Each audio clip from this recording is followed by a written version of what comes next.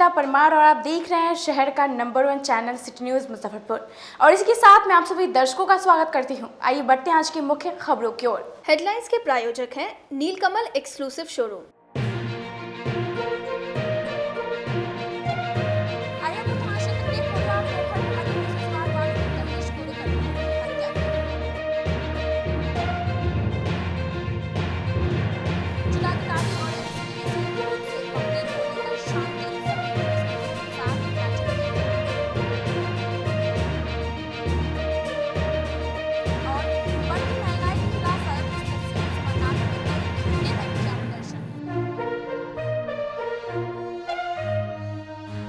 तो ये थी आज की मुख्य खबरें। अब खबरें विस्तार से। अय्यरपुर थाना क्षेत्र के कोलुआ पोखर मोहल्ले में ससुराल वालों ने दहेज को लेकर अपनी ही बहू की हत्या कर दी। जिले में एक बार फिर दहेज लोभी ससुराल वालों ने दहेज के खातिर एक विवाहित की हत्या कर दी। घटना अय्यरपुर थाना क्षेत्र के कोलुआ पोखर मोहल्ले की घटना है। दरअसल जानकारी के अनुसार वैशाली जिले के मुबारकपुर गांव निवासी शिवचंद्र राय अपनी पुत्री काजल की शादी पिछले वर्ष कोलुआ पोखर निवासी शंकर राय के पुत्र से की थी।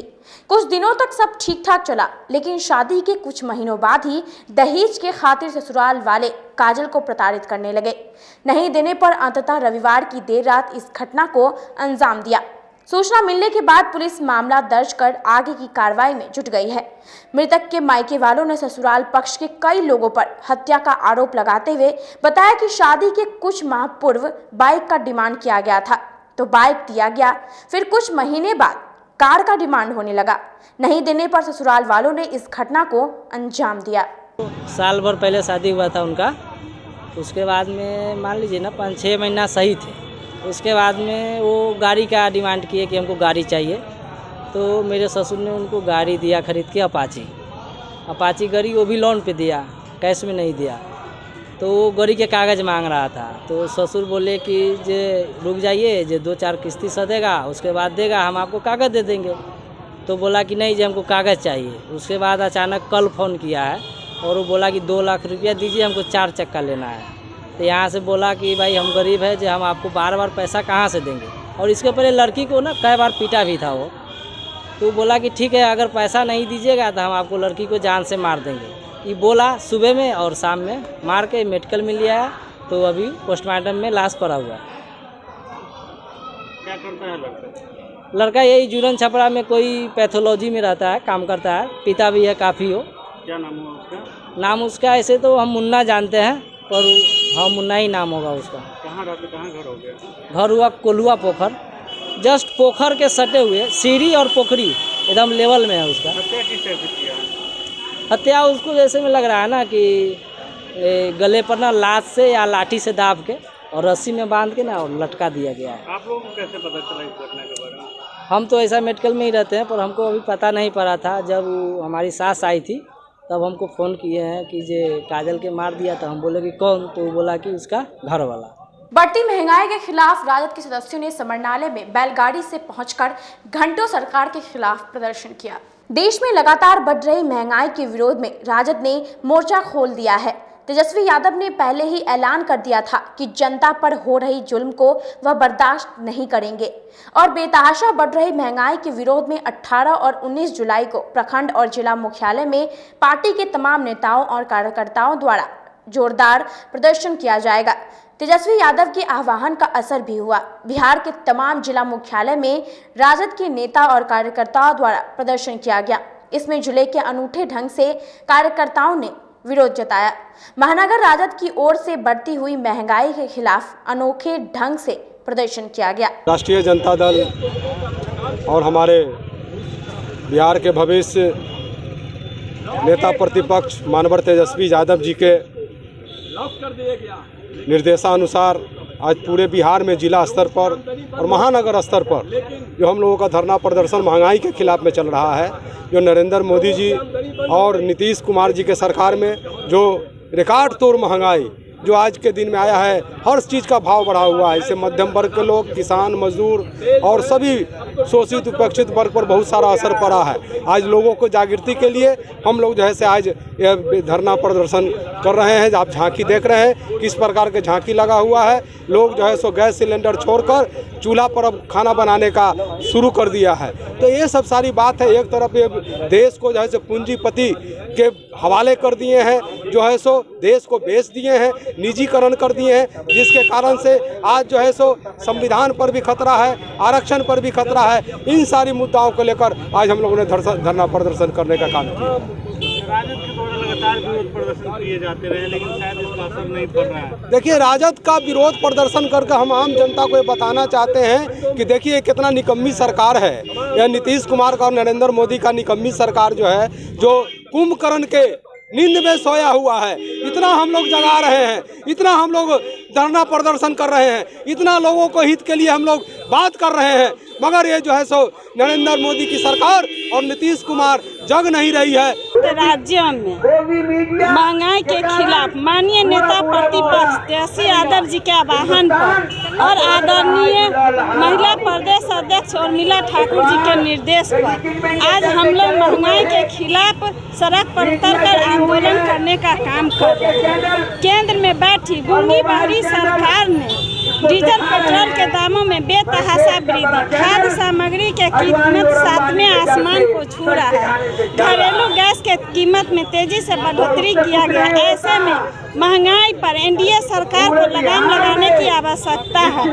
राज्य और केंद्र सरकार के खिलाफ जमकर की नारेबाजी प्रदर्शन के दौरान बैलगाड़ी पर बैठकर राजद के सदस्य समरनालय पहुंचे और जिला अधिकारी कार्यालय का घेराव किया। वहीं इसके अलावा शहर के प्रमुख मार्गों सहित चौक चौराहों पर विरोध जुलूस निकाला गया। जुलूस में बैलगाड़ी घोड़ा गाड़ी को शामिल किया गया। प्रदर्शन में बड़ी संख्या में महिला कार्यकर्ताओं का भी साथ मिला। सभी नाचते गाते बढ़ती महंगाई के खिलाफ राजद कार्यकर्ता प्रदर्शन कर रहे थे। वहीं महंगाई के विरोध राजद विधायकों ने कहा कि अगर नहीं हुई महंगाई दर कम तो वह बैलगाड़ी से सदन पहुंचेंगे। विधायकों ने बैलगाड़ी पर बैठकर बेतहाशा बढ़ती महंगाई को लेकर जबरदस्त आंदोलन किया। बड़ी संख्या में महिला कार्यकर्ता शामिल हुए और रसोई गैस सहित खाद्य पदार्थों की बढ़ती कीमतों पर कड़ा विरोध जताया। तेलहन जो है, सरसों का तेल 200 पार, गरीब आदमी पर लाठी चला रहा है महंगाई के नाम पर। ये सरकार गरीब विरोधी है।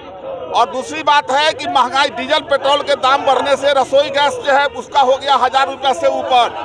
गरीब 400, वृद्धा पेंशन के लिए 4 बार बैंक जाता है। 1000 के सिलेंडर 15 दिन पर कौन भराएगा? ये तमाम मुद्दा को लेकर के राष्ट्रीय जनता दल का आज राज्यव्यापी आंदोलन है। बकरीद को लेकर बकरे का बाजार सज धज कर तैयार हो गया है। बाहर से व्यापारी नहीं आने के कारण बकरे की कीमतों में 30% बढ़ोतरी हुई है। कोरोना महामारी का असर इस साल भी बकरीद पर देखने को मिल रहा है। पिछले साल बकरों की बिक्री नहीं होने के कारण इस साल कंपनी बाग के जामा मस्जिद के बाहर लगने वाले बकरा बाजार में अन्य जिलों से बकरा बेचने के लिए व्यापारी नहीं आए हैं। इसके कारण बकरों की कीमत पर इसका असर पड़ा है। इन दिनों 30% तक बकरों की कीमतें बढ़ी हैं। वहीं बकरा खरीदने वाले लोग भी कम संख्या में पहुंच रहे हैं। व्यापारियों का कहना है कि लोग मिलकर एक बकरा खरीद रहे हैं, जिसकी वह कुर्बानी देने की तैयारी कर रहे हैं। जो बकरा पिछले साल तक 10 से 15 हज़ार का बिकता था, उसकी आज कीमत 40 से 50 हज़ार हो गया है। बकरों की कीमत में 30 से 35% की बढ़ोतरी हो गई है। पक्की सराय चौक पर बकरे का कारोबार करने वाले सलमान कुरैशी बताते हैं कि वह पिछले 20 सालों से मुजफ्फरपुर में बकरे का कारोबार कर रहे हैं। हर साल अलग अलग राज्यों से वह बकरा लाते हैं, लेकिन प्रशासन की तरफ से सख्ती है। कुरैशी बताते हैं कि पिछले साल तक राजस्थान, यूपी और हरियाणा के बकरों की बड़ी तादाद बिकने के लिए आती थी, लेकिन इस साल केवल जिले से बकरे आ पाए हैं। बाकी अन्य राज्यों से बकरे नहीं आए हैं। इस कारण भी बकरों के रेट महंगे हैं। इस बार बकरी भी कम आई है, मार्केट में बाजार में बकरियां कम आई है। बकरी तो आई है लेकिन सस्ता रेट आधा से ज़्यादा बिक्री पे कितना असर पड़ा? बहुत है, आज आधा से भी कम। लोग नहीं आ रहे हैं दुकानों पे। काजू किशमिश खिलाते थे सुबह शाम, अभी बिक नहीं रहा, बहुत बाजार मंदा है। महंगाई का क्या कोरोना का असर पड़ा है बाजार में? बहुत असर है, बहुत बहुत बुरा हाल है। क्या बतलाएं, अभी कमाई धमाने आई पूछिए नहीं छूट रहा है। मेरी कोई उपाय नहीं, मेरी जाना होगा फिर मुंबई। इलाहे बेनीबाद से। वही कुर्बानी देने के लिए बकरा खरीद रहे वसीम अहमद मुन्ना का कहना है कि बाढ़ बढ़ती महंगाई और कोरोना संक्रमण से लगे लॉकडाउन के कारण इस बार कीमतों में काफी इजाफा हुआ है। कोरोना के कारण मंडी में जो है बहुत जो है काफ़ी वृद्धि है। लोग जो है जहाँ 4-5 खस्सी खरीदते थे, इस बार एक पर भी जो है ज़्यादा पड़ रहे हैं। अभी हमने इस खस्सी का इनसे जो है दाम कीमत पूछे तो बता रहे हैं 51,000 रुपया। हम इनको बोल रहे हैं कि 35,000 रुपया आपको हम दे रहे हैं, मगर ये इनकार है। इनका कहना है कि आप हमको 42,000 रुपया दीजिए।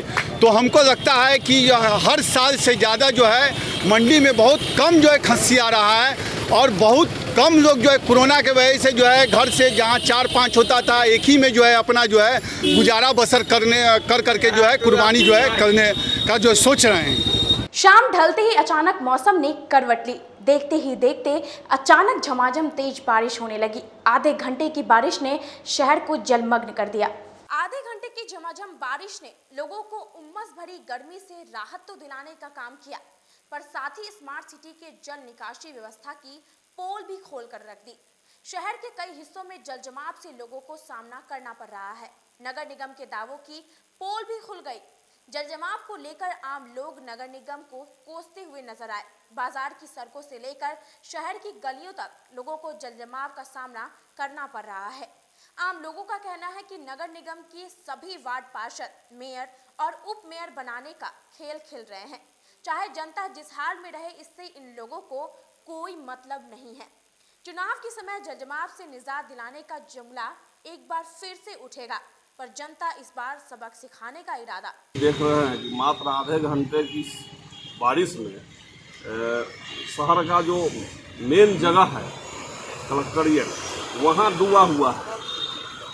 सारा शहर पानी में डूब गया। लोग मेयर बनाने और मेयर खरीदने में लगे हुए हैं और जनता त्राहिमाम कर रही है जल जमाव से। सारा नाला क्या हो गया, रोज मेयर बदल रहा है, रोज और व्यवस्था चौपट है। सारे लोग अपने राजनीति में मस्त हैं। जनता त्राहिमाम है, शहर में नाव चलेगा, यही स्थिति है।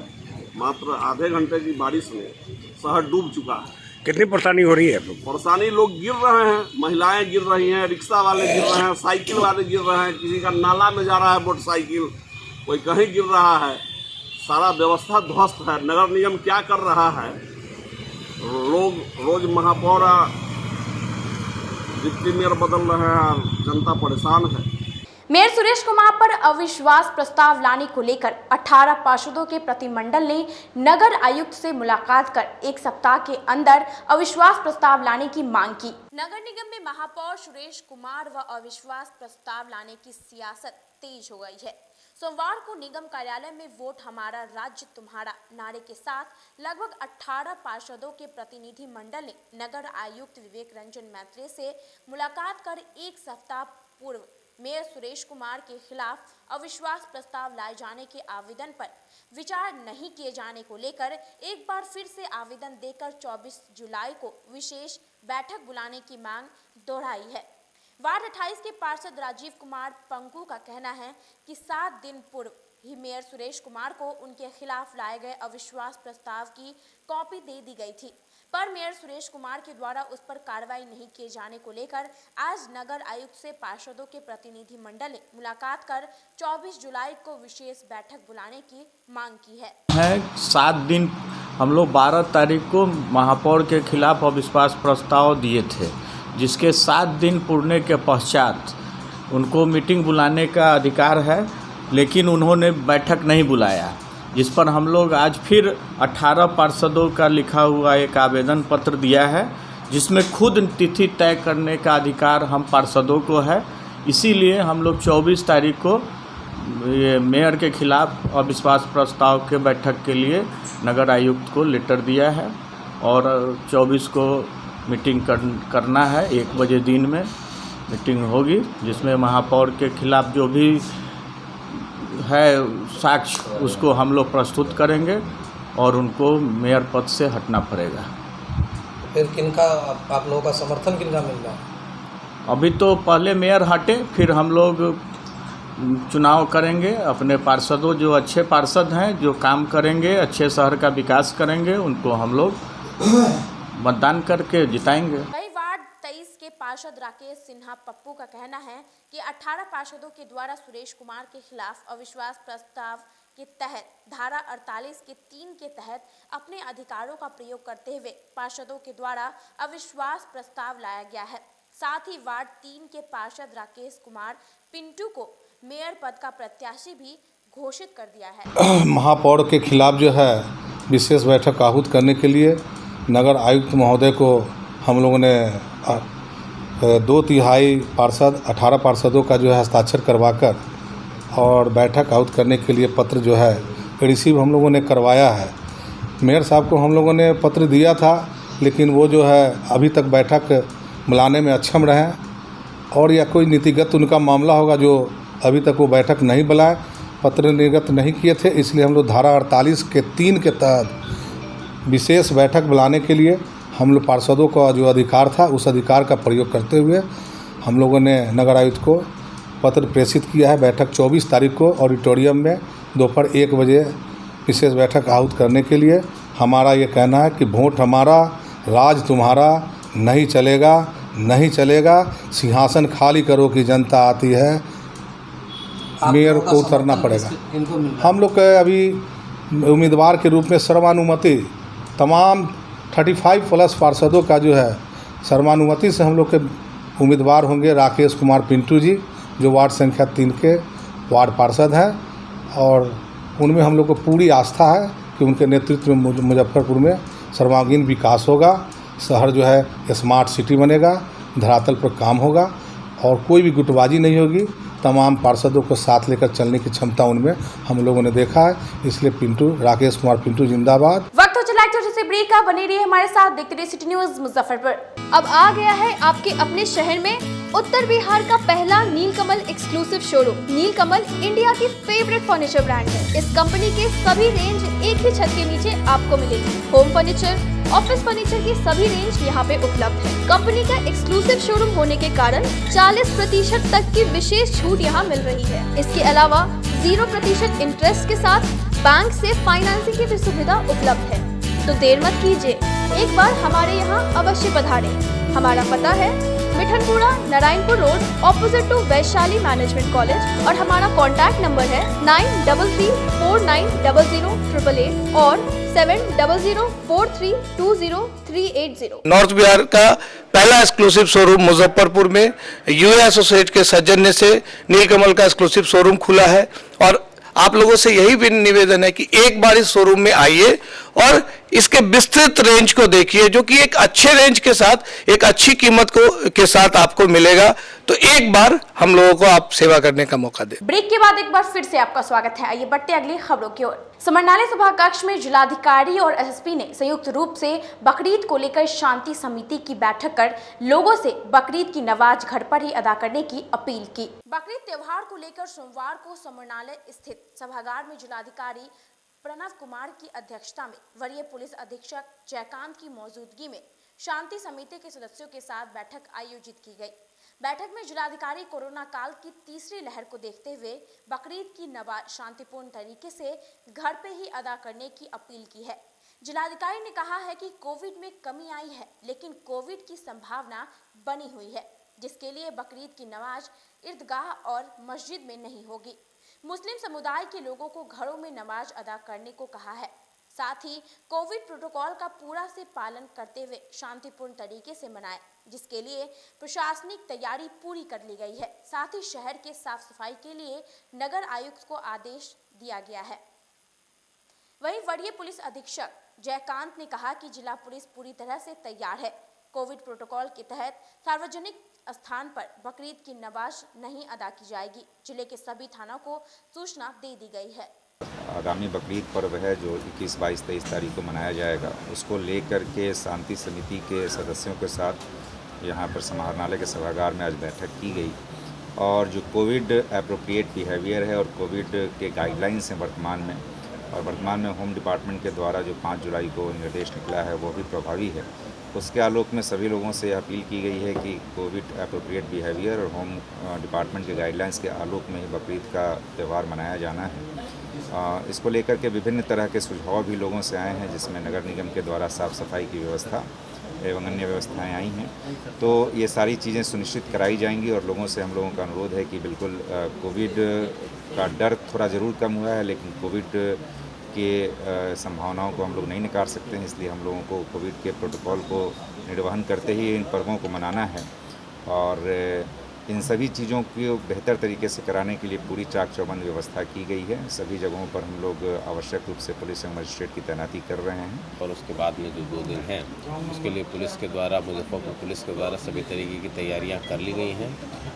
इसमें जो भी डिप्लॉयमेंट है, इसमें लोगों को बताया गया है कि किसी तरीके का कोई भी सामूहिक आयोजन नहीं होगा और न नमाज के बारे में जो गाइडलाइंस हैं वो एकदम क्लियर है। शांति समेत में लोगों को सभी को बता भी दिया गया है। सभी थाने लेवल पे भी इसमें पीस कमेटी की मीटिंग हो गई है और वहाँ भी सभी लोगों को ये बात एकदम क्लियर कर दी गई है। इसके अलावा पुलिस का डिप्लॉयमेंट पूरी तरीके से रहेगा और जहाँ भी ज़रूरत है वहाँ पर हम लोग की जो प्रियोरिटी टीम्स हैं वो एक्टिव रहेंगी और हम लोग उम्मीद करते हैं कि पूरा फेस्टिवल बड़े पीसफुल तरीके से और कोई भी अनसीन इवेंट नहीं होगा। गायघाट थाना क्षेत्र के सीमावर्ती इलाके के पानी में एक शव मिलने से पूरे इलाके में सनसनी फैल गई।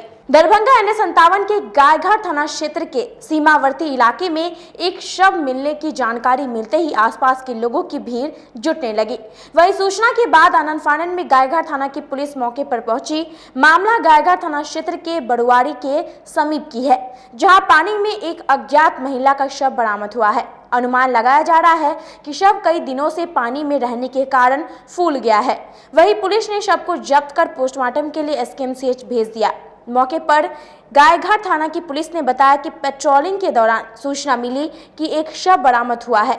सूचना मिलते ही मौके पर पहुंचा तो एक अज्ञात लेडीज का शव मिला, जिसे पोस्टमार्टम के लिए भेज दिया गया है। हम लोग पेट्रोलिंग में थे तो जानकारी हुआ कि थाना जो है कि यहाँ के कपाही में एक लाश पड़ी हुई है। इसको खोजबीन करते हुए आए तो हम लोग देखे कि दरभंगा बॉर्डर पर हम लोग का बॉर्डर से पश्चिम तरफ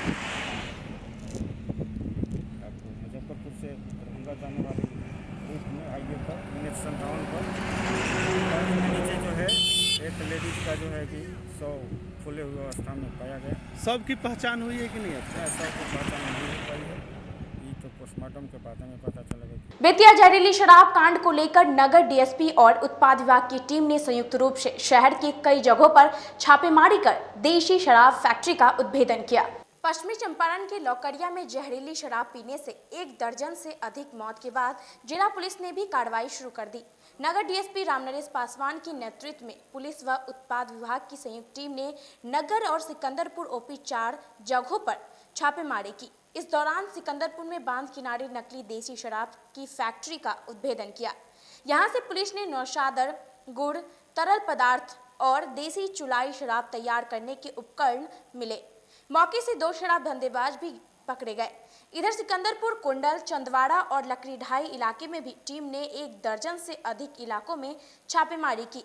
इस दौरान लकड़ीढाई में 3 मंजिले मकान से पुलिस टीम ने भारी मात्रा में विदेशी व देसी चुलाई शराब बरामद की। पुलिस के द्वारा जो है शराब के कारोबारियों के विरुद्ध छापामारी की गई है। छापामारी के दौरान बहुत सारे शराब बनाने वाले उपकरण, साथ ही देसी और विदेशी शराब की बरामदगी की गई है। साथ ही कई लोग पकड़े भी गए हैं जिनके घर में बनाने के उपकरण बरामद हुए हैं, उनकी गिरफ्तारी भी की गई है। साथ ही जो होम डिलीवरी करते हैं उससे संबंधित कई मोटरसाइकिल और स्कूटी भी जब्त की गई है। अभी छापामारी की प्रक्रिया चल ही रही है और जांच चल रही है। गिरफ्तारी वगैरह भी? जी गिरफ्तारी भी है। कितनी गिरफ्तारी है सर? गिरफ्तारी बता दिया जाएगा आपको। अभी वहाँ सिकंदरपुर से 2 गिरफ्तारी है और आगे की जो अभी चल रही है प्रक्रिया उसमें कितने हुए बता दिया जाएगा। शराब माफिया सब तरह तरह का कंडे अपनाकर कारोबार कर रहे हैं, उनके लिए क्या संदेश रहेगा आपके द्वारा? जी हम तो आम लोगों को ये संदेश देना चाहेंगे कि आप ये बुरी लत है, जिससे घर परिवार बर्बाद होते हैं।